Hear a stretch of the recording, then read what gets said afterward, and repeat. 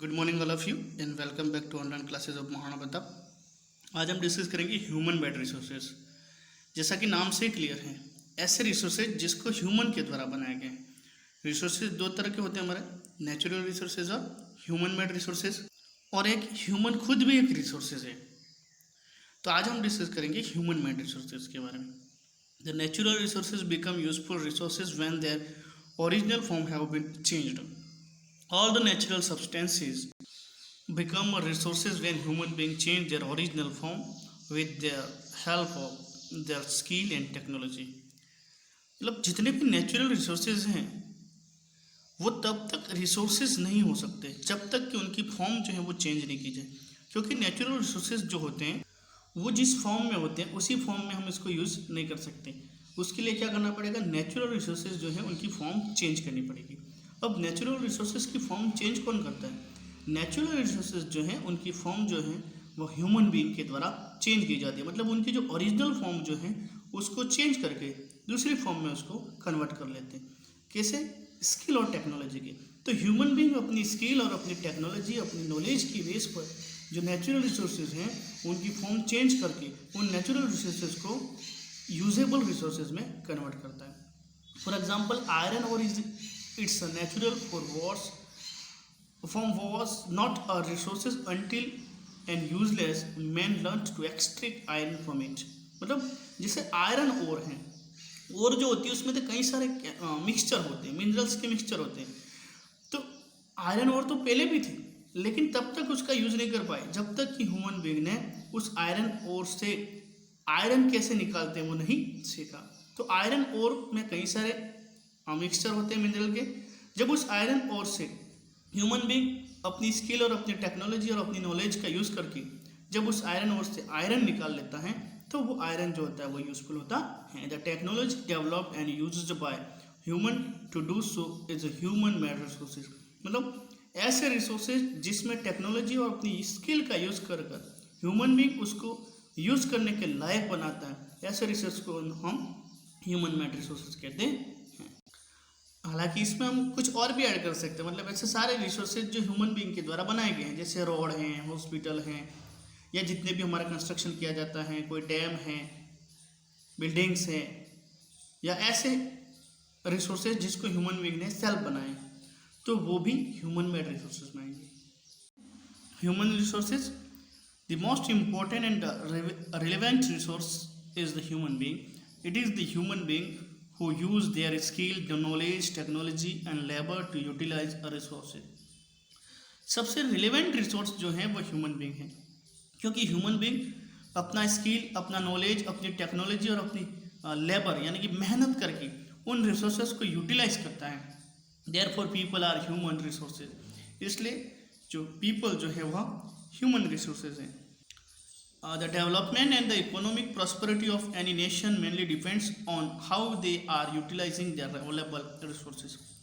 Resources तो लगभग सारे कंट्रीज में होते हैं, लेकिन कुछ कंट्रीज के जो लोग हैं वहाँ की जो टेक्नोलॉजी है, वहाँ के जो लोगों का स्किल है, उनका नॉलेज है, उनके पास में वो इक्विपमेंट है, जिसकी वजह से उस कंट्री के लोग वहाँ पर जो अवेलेबल रिसोर्सेज हैं उसका वो मैक्सिमम यूज़ करते हैं, और मैक्सिमम यूज़ करके उन रिसोर्सेज से वो अपनी इकोनॉमिक प्रॉस्पेरिटी और अपना डेवलपमेंट कर सकते हैं।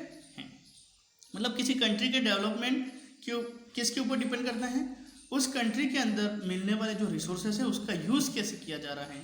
It is the education and skill development of human being that is known as the human resources development. तो इस तरह से ऐसी एजुकेशन, ऐसा स्किल जो ह्यूमन बीइंग के डेवलपमेंट में हेल्प करता है, उस तरह से हम ह्यूमन रिसोर्सेज डेवलपमेंट कहते हैं। बात करते हैं रिसोर्स कंजर्वेशन की। रिसोर्स को किस तरह से कंजर्व किया जाए। The resources should be used carefully and judiciously so that they are not exhausted. मतलब रिसोर्सेज का हमें इस तरह से यूज़ करना चाहिए केयरफुली और एक उचित तरीके से इसका यूज़ करना चाहिए ताकि वह पूरी तरह से एग्जॉस्टेड नहीं हो जाए, ख़त्म नहीं हो जाए। If we are exploiting these resources, then we should give them time for renewal।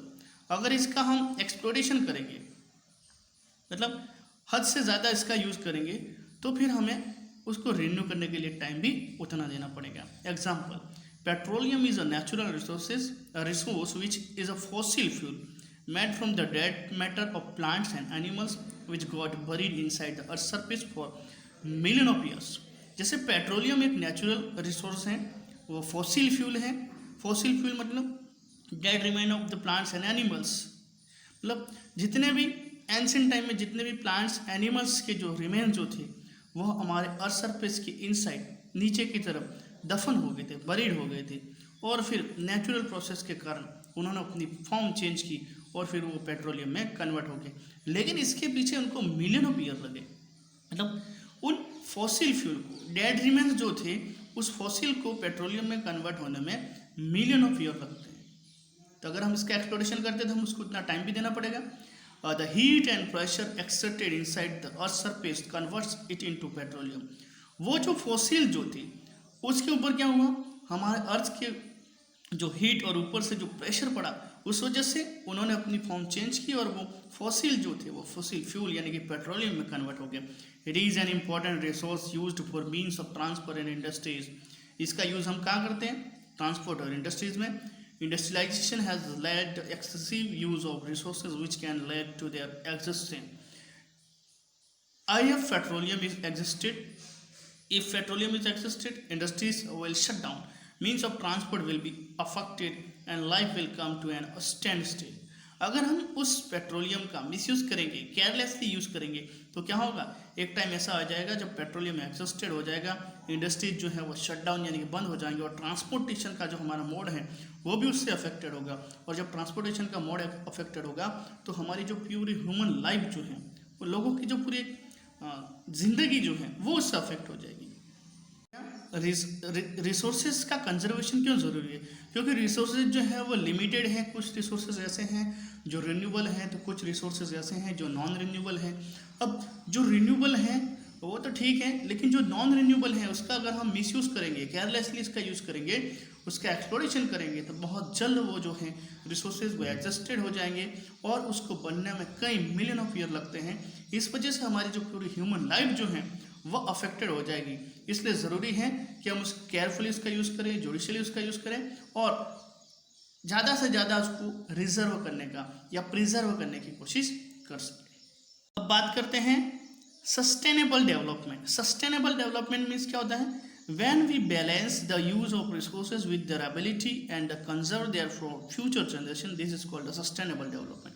very important line tick लगाना इसको, मतलब हम रिसोर्सेज का यूज़ भी करें, उसकी अवेलेबिलिटी के अकॉर्डिंग उसका यूज़ करें और उसको फ्यूचर जनरेशन के लिए कंजर्व करके रखें, तो वो हमारे लिए हो क्या, सस्टेनेबल डेवलपमेंट। इमेजिन करें कि हमारे जैसे एंशिएंट टाइम की हमारी जो ओल्ड जनरेशन जो थी, हमारी जो प्रीवियस जनरेशन थी, उन्होंने अगर इस रिसोर्सेज का मिसयूज़ किया होता, एक्सप्लोरेशन किया होता, तो प्रेजेंट में हम जो कई सारे रिसोर्सेज के बारे में जान रहे हैं या सुन रहे हैं या देख रहे हैं, इसका इस्तेमाल कर रहे हैं, वो रिसोर्सेज आज हमारे लिए अवेलेबल नहीं होते। लेकिन उन्होंने क्या किया, उन्होंने उसको इतना ही यूज़ किया जितना उनकी ज़रूरत थी और ज़्यादा से ज़्यादा उसको कंजर्व करने की कोशिश की। इसलिए हमारी भी ये मॉरल रिस्पॉन्सिबिलिटी बनती है कि हम भी इन रिसोर्सेज को क्या करें, एक प्रॉपर वे में इसका यूज़ करें और फ्यूचर जनरेशन के लिए उसको कंजर्व करके रखें, ताकि आने वाली जो जनरेशन है वो भी इस चीज़ का यूज़ कर सके, इसका लाभ ले सके। तो ये हमारी मॉरल ड्यूटी है। तो सस्टेनेबल डेवलपमेंट समझ में आ गया। सस्टेनेबल डेवलपमेंट मीन्स जो अवेलेबल रिसोर्सेज हैं उसका यूज़ इस तरह से करना है कि उसको फ्यूचर जनरेशन के लिए उसका बचा कर रखा जा सके, फ्यूचर जनरेशन के लिए उसको कंजर्व करके रखा जाए। That is called sustainable development. Our earth has gifted us with various natural resources and hence it is our moral responsibility to see that we balance the use of resources for future। हमारे अर्थ ने हमें कई सारे ऐसे natural resources जो हैं वो gift किए हैं, तो ये हमारी मॉरल रिस्पॉन्सिबिलिटी है कि हम उसमें बैलेंस बना के रखें और इन रिसोर्सेज को फ्यूचर के लिए मेंटेन करके रखें, फ्यूचर जनरेशन के लिए उसको कंजर्व करके रखें। For sustainable development we need to reduce consumption, recycle and reuse the products. अगर हमें फ्यूचर जनरेशन के लिए इन रिसोर्सेज को कंजर्व करके रखना है या सस्टेनेबल डेवलपमेंट करना है तो हमें क्या करना पड़ेगा, जो हमारा जो कंजप्शन जो है, हम जिसका यूज़ कर रहे हैं उसको रिड्यूस करना पड़ेगा, उसको रिसाइकिल करना पड़ेगा और उसको रीयूज़ करना पड़ेगा। क्योंकि हमारे एनवायरनमेंट में कई सारी चीज़ें ऐसी हैं जिसको हम ज़रूरत से ज़्यादा यूज़ करते हैं, जिसको हम रिड्यूस कर सकते हैं। कुछ चीज़ें ऐसी होती हैं जिसको रिसाइकिल किया जा सकता है और रिसाइकिल करने के बाद में इसको रीयूज़ भी किया जा सकता हैं। मतलब हमें ट्रिपल आर के ऊपर फोकस करना पड़ेगा। Triple R means reduce, recycle and reuse. आज के लिए इतना काफ़ी है। Thanks and have a nice day.